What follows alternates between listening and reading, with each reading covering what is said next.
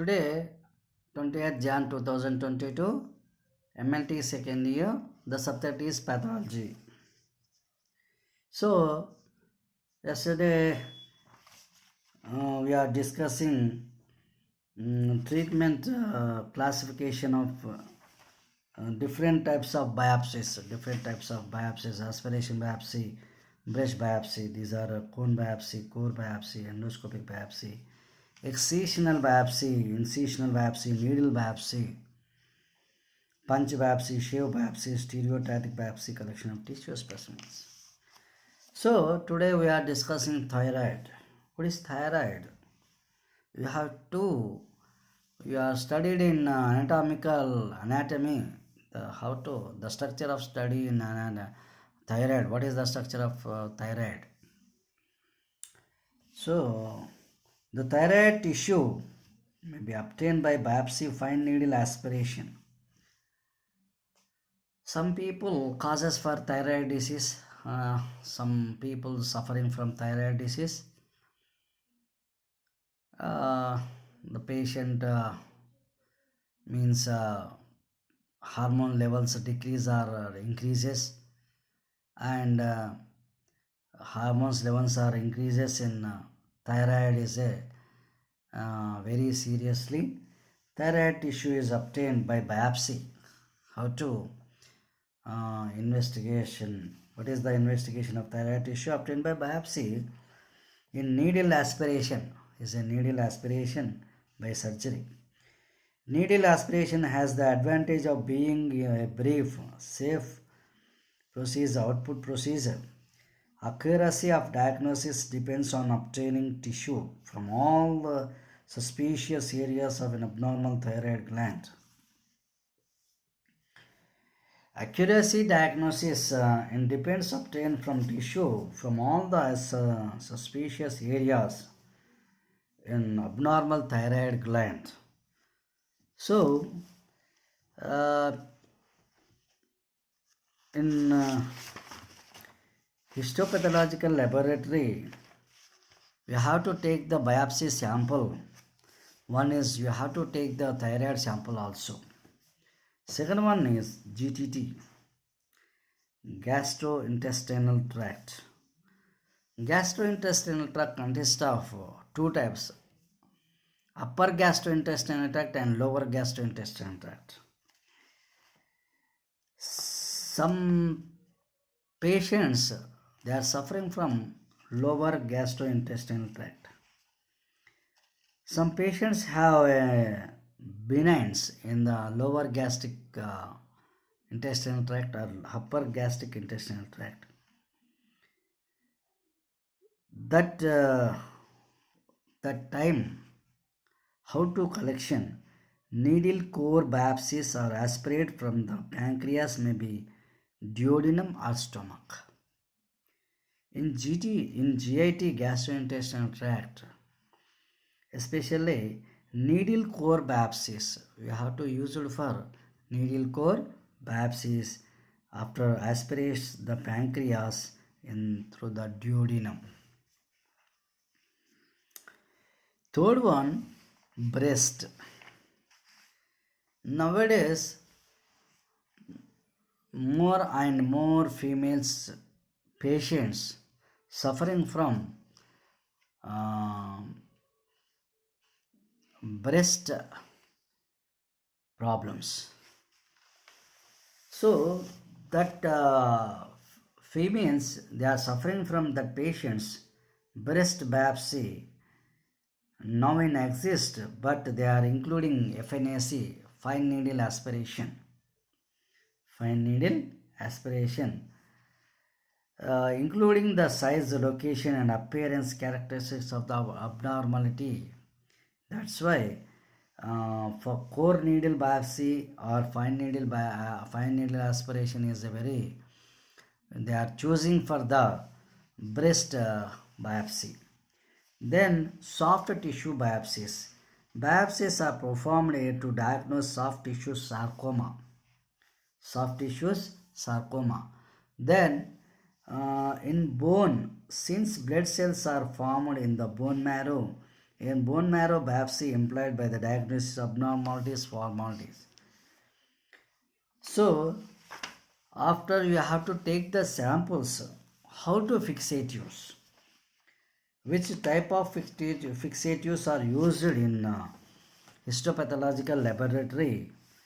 Mainly used for fixation process is preservation tissue specimens, especially um,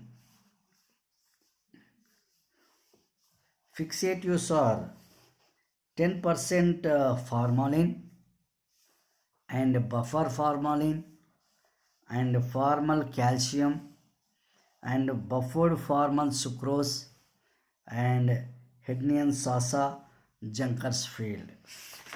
These are used for fixatives. So, what is the advantages of fixatives? A fixative prevents autolysis. Fixative, why it is used purpose means a fixative prevents autolysis. Autolysis means it's not killing of the cells. Second thing, putrefaction means breakdown of tissue by bacterial organism. It's a very important. It's a breakdown of tissue by bacterial organisms. Breakdown of tissue. So bacterial organisms నుంచి tissue ఏదైతే breakdown కాకుండా కాపాడుతుంది ఎవరు? ఫిక్సేటివ్. It hardens tissue which allows to suctioning in microtomy. Some tissues are hardness. That type sectioning in microtomy, it is used for microtome machine lo use cheyadaniki ఉపయోగపడుతుంది. Some disadvantages of fixatives, one is alteration or damaged tissue proteins. కొన్నిసార్లు మనం ఎప్పుడైతే ఫిక్సేటివ్స్ వాడతామో మనకు అక్కడ tissue proteins damage అయ్యే chances అనేది ఉంటుంది. Second one is degradation of RNA and DNA. RNA డిఎన్ఏలు కూడా డిగ్రేడేషన్ అయ్యే ఛాన్సెస్ అనేది మనకు ఉండడానికి అవకాశం ఉంది. Third one is shrinking of tissues. So we have to this type their purposes don't not working in the disadvantages of fixatives.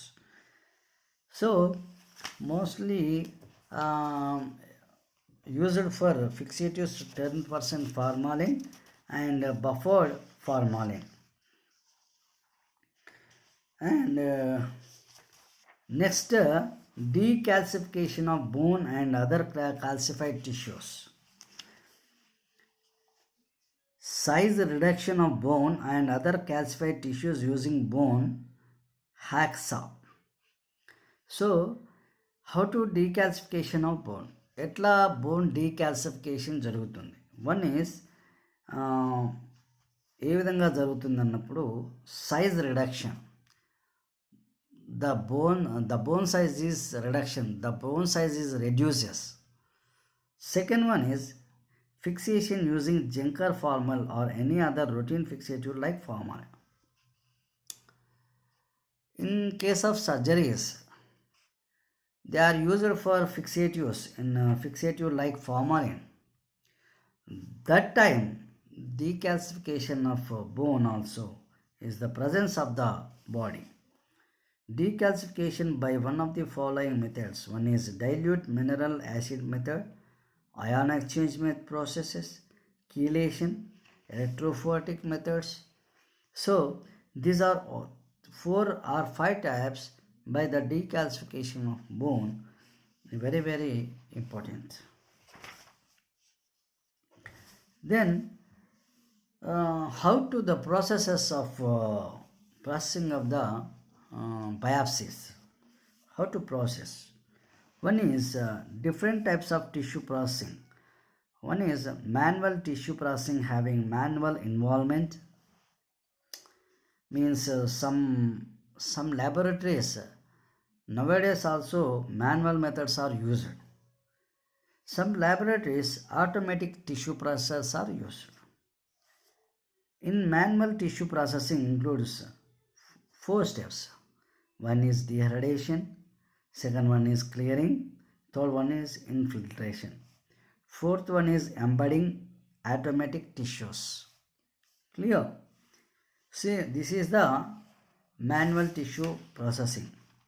Automatic tissue process timer, basket carrier, and receptacles and circular deck. So its continuation, tissue cutting. Continuation tomorrow. Thank you all of you.